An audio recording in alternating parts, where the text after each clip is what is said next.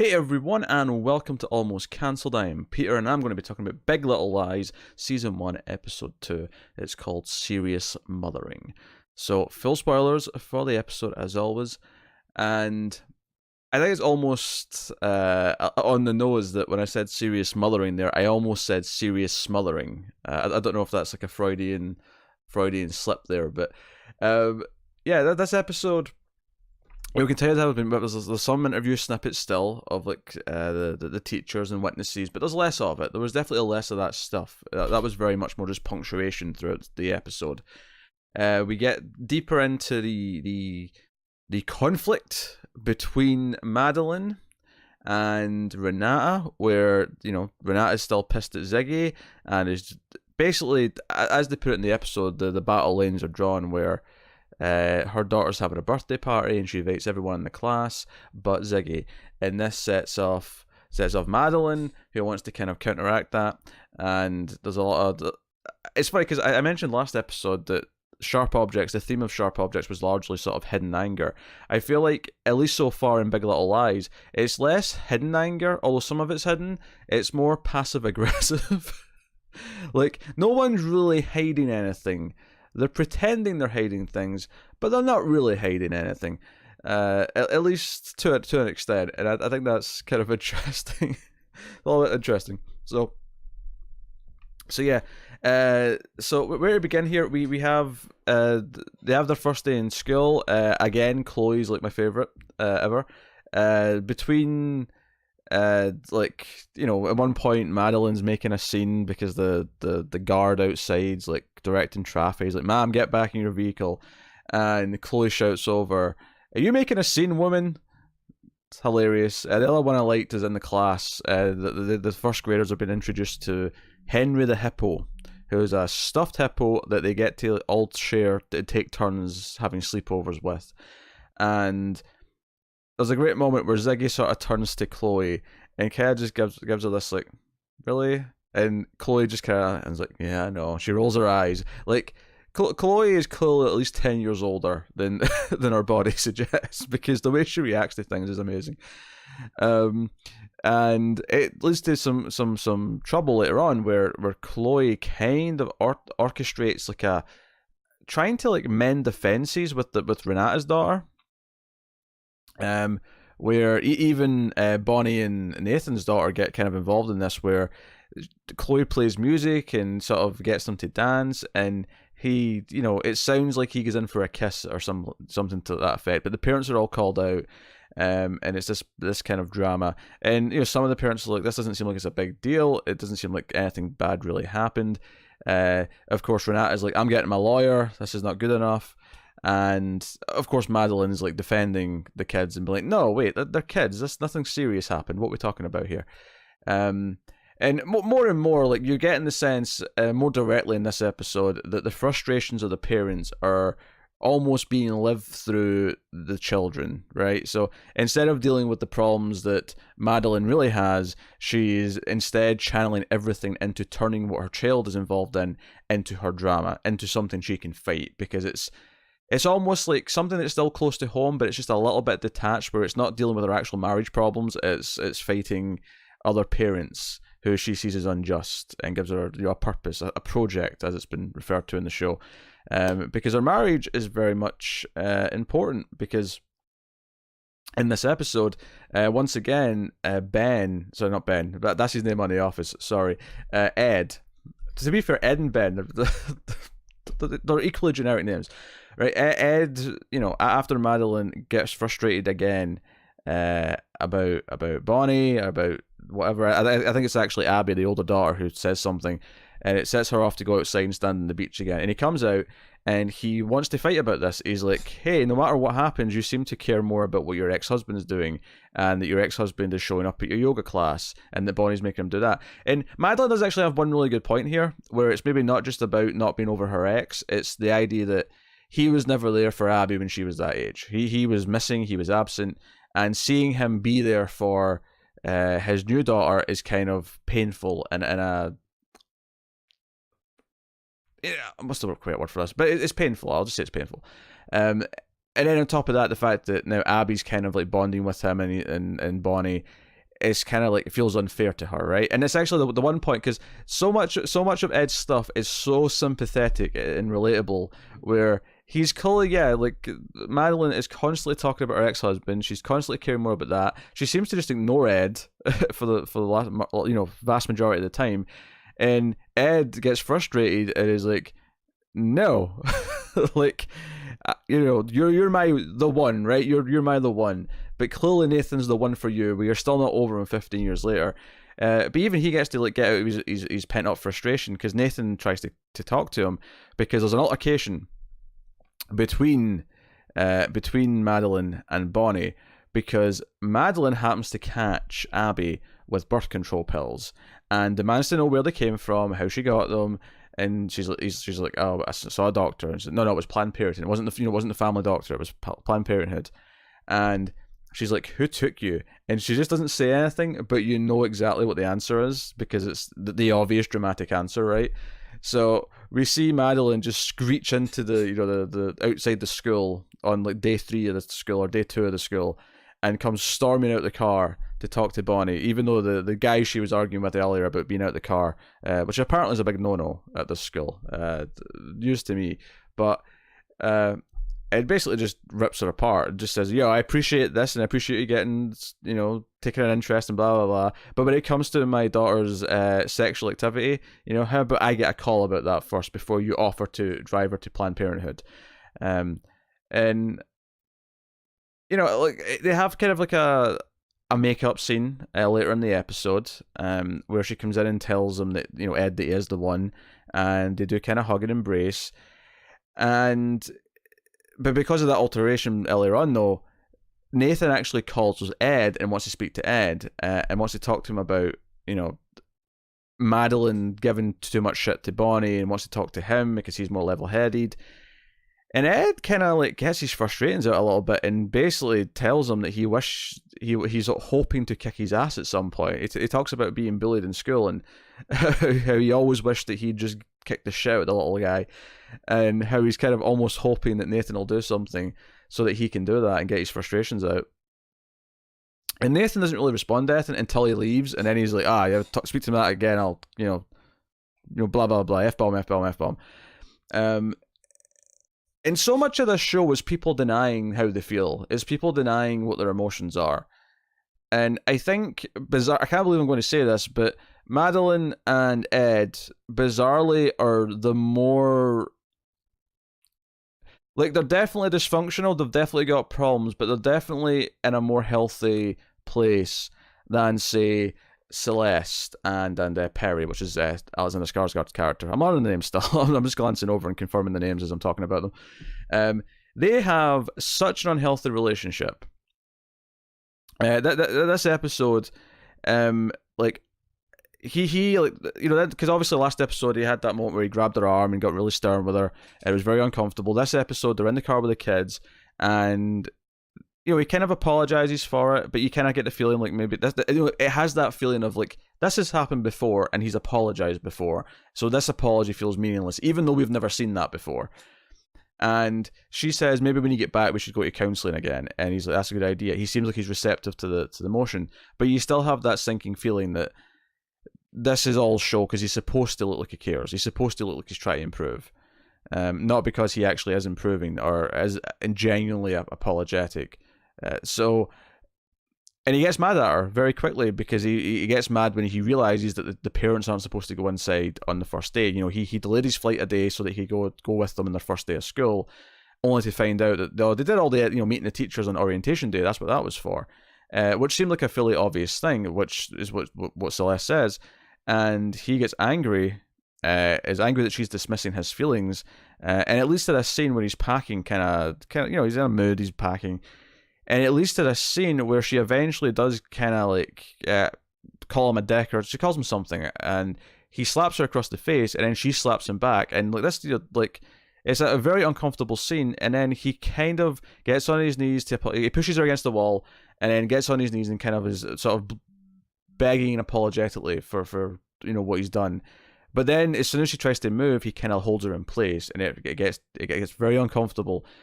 And for a certain point, it feels like I'm about to see a rape scene, and then she kind of reciprocates and actually goes for his pants, and it becomes this very, very rough, very, very quick sex scene. And again, going back to unhealthy, and I think to an extent it is kind of. I mean, obviously there was assault before the sex, but in a way, I almost think that this would be a rape scene if she didn't make the choice beforehand to just turn it not into one. If that makes sense, because later in the episode, she has several points where she tries to kind of justify it. She doesn't say what happened to Madeline. She just kind of says, "Oh, sometimes we fight and it kind of ends in sex, and it's kind of angry and passionate." And Madeline's like, "That sounds a bit twisted," and she's like, "Oh no, it happens enough, and I think I kind of like it too. I think he likes it, and I think I like it." And it was that scene where I started to think about her. I think she's almost just convincing herself she likes this, because that's better than admitting that she's in a toxic relationship with serious problems, that he's abusive. And it made me think back to the sex scene itself, and I almost feel like she made the choice to seem like she was giving consent before the sex itself happened, just because that kind of almost makes it less awkward afterwards, that this was not what that, it makes it defines it as not that. It defines it as, no, this was consensual in some way. But I don't necessarily think, it feels like an unhealthy thing where it's almost convincing herself of it before it actually happens. And it really, that kind of struck with me, that idea. And then she's kind of scared to go back in the house, even though he's not there. She has this kind of moment where, and it's not even, maybe not scares the right word, but just she's going back in the house and this is where it happens. So she's having this kind of flash, and he sent flowers. He Skypes her on the phone, and he tries to get flirty and ask her to take off her her evening gown, and she does a little bit. It gets a little bit flirty, but you have this stark reality moment where she's taking off her evening gown, and the bruise in the back of her shoulder, which I think was very wise that we didn't know about. We didn't see that she was bruised from being pushed against the door. We didn't know that, and I think it made this moment really sing as a dramatic beat, because she got very uncomfortable and quickly covered up. And again, it's like she can't even show him the bruise that he caused, because it's about hiding that the problems are this serious. But at the same time, she goes and hangs out with the kids, and she makes the choice later on to Skype him in the middle of the night. He's in a different time zone, so it's much later for him. She wakes him up, and the episode ends with her getting sexy and masturbating, and he starts masturbating, and that's kind of the end of the episode. And again, I think with their relationship is very much about using sex to mask what's actually wrong with them, and they're using sex as this kind of crutch, in a very, very unhealthy way. And so I feel like I got a really deep insight into their characters in this episode. So I think the episode was really successful in doing that. In fact, to go back to the scene where she's talking to Madeline, I want to bring up this scene because to go back to the battle with the kids and Madeline waging war on Renata. They're out for drinks. This is after she's had the fight with Ed, so they're talking about it, and Celeste is kind of suggesting, maybe Ed, is kind of aware that you're not as passionate with him that you might have been with Nathan. Maybe he's picked up on that, and that's why he's feeling this way. And if so, can you blame him, kind of thing. And Renata comes over and is like, "Oh, hey, I'm doing this fundraiser. I want you guys to come." It's all this fake, phony, friendly bullshit. I hate all these people, just for the record. I can't be arsed with this fake bullshit. But Madeline brings up the invites to the party because she was very upset that everyone in the class got invited to this party. They got invites except Ziggy in the class. Because the moment they get the invites as well, Chloe's like, don't bring this up, not in front of Ziggy. And she's kind of mouths to her at the end of the scene, like, was he the only one? And she just kind of, and Chloe just, instead of answering, just goes, so what are we listening to? Let's put on some music. So really funny. And then she kind of wages this war after this, but this scene in particular, she brings this up, and Renata is like, sorry, you want my daughter to be strangled at her birthday party? And Madeline says, well, if Ziggy's not going, then there's Chloe. And Chloe's like the pack leader, so if Chloe's not going, then half the class aren't going. And it gets to kind of almost the bizarre comedy of this setup where Renata leans down and says, don't you F with my daughter's birthday. And that was a really funny line. And as she's walking away, Madeline drops a C-bomb on her. It's actually funny because earlier on in the episode, Madeline, at one point, when she's talking to the director of the play she's trying to like put on, she says, "I'm a lady, so I've never said this to anyone, but you can go F yourself in the head." So it's funny that like 10 minutes later, she was dropping a C-bomb on someone else. So again, it's that denial. It's that saying, "I am this person, but you're really not. You're really this." And it's not even that you're that awful what you are. You're just not being honest with yourself. And there's a lot of people not being honest with themselves in this show. So yeah, so she has this idea. She goes to see the director of the play to try and talk about what they're doing next. She sees that he's got tickets to Disney on Ice, and it happens to be the same day as Renata's daughter's birthday. So she makes the call to do I'll invite like Chloe and all her friends to Disney on Ice on the same day as the daughter's birthday. So basically they're at war. It's like it feels like they're at war in a domestic kind of suburban, mums at war kind of thing, which makes it all very kind of amusing and entertaining. Even though we know we're leading to a murder of some kind, we know we're leading to something dark. So we'll get there. So no, that stuff was really, really interesting. I was really into it. Jane, of course, is very upset about Ziggy. She kind of breaks down at the school after having to come in about the incident with the dancing and the kiss, or the attempted kiss, and she's been talking to the guy at the little coffee shop that the ladies go to in the morning, and he's got her some, because she's a bookkeeper, she's accounts, and he's maybe got some people that she can maybe get employment with, and it seems like they're kind of flirting, although at one point Madeline kind of points out that he's gay, and no one else seems to know that. She seems to just be assuming that, because Celeste is like, wait, really? It's like, yeah, all the good ones are, even though Jane seems to be kind of into him, and I feel like we're going somewhere with that. The last episode ended, of course, I said that there was like a it was almost like I think I said it was like a car like trunk door kind of coming down. From this episode, you get a couple more glimpses of this moment. This seems to be the flashbacks of Jane. Seems to be the night that Ziggy was conceived. Really, hinting at there's that dark side to it. But like, it makes me wonder though: is there actually more of a violent side to this, or is it just this sort of more normal regret? I mean, I'm assuming the guy was awful and didn't want to be a part of her life at the very least. But it definitely seems to be hinting at something bigger, at least on an emotional level, from this incident. And she never brings it up or talks about it. I mean, Ziggy himself is even kind of becoming like Chloe, where when the guy asks her in the coffee shop, hey, like, why did you move here? And he just kind of butts in, Ziggy, with, I wanted to have a better life for my son. That's all you're going to get out of her. Don't try anymore. He's getting kind of cynical and jaded, even at the age of like 5 or 6. So, no, like, so not as much as Jane this episode, although she gets really upset at one point after there's a scene where she's like getting like angry and dancing to music at one point. I think that's before she's called into the school, and then later on when she's like upset with Ziggy, she like comes out and she like the director really emphasizes this knife on the kitchen table, and she comes back and like stabs it into the chopping board. So I don't know if it's implying that she maybe did something kind of sketchy before she moved. Maybe the fear that Ziggy's doing stuff is because she's done something bad that she's not proud of, and she's worried that it's, he's essentially making her mistakes and could be even worse. Or is it that her father was someone bad and did something really terrible, and she's worried he's becoming like him? There's definitely something there. There's something, buried under. As for the mysterious man who was watching last episode, I think there was at least one shot of him again this episode. Although he seemed to be watching, I think, Madeline, as opposed to Jane specifically. So we'll see where that goes. Has someone hired an assassin? I mean, having seen 2 episodes of Madeline at this point, it wouldn't surprise me if someone had hired a hitman to to take her out. I'm not condoning it. I'm just saying I understand it. I understand it.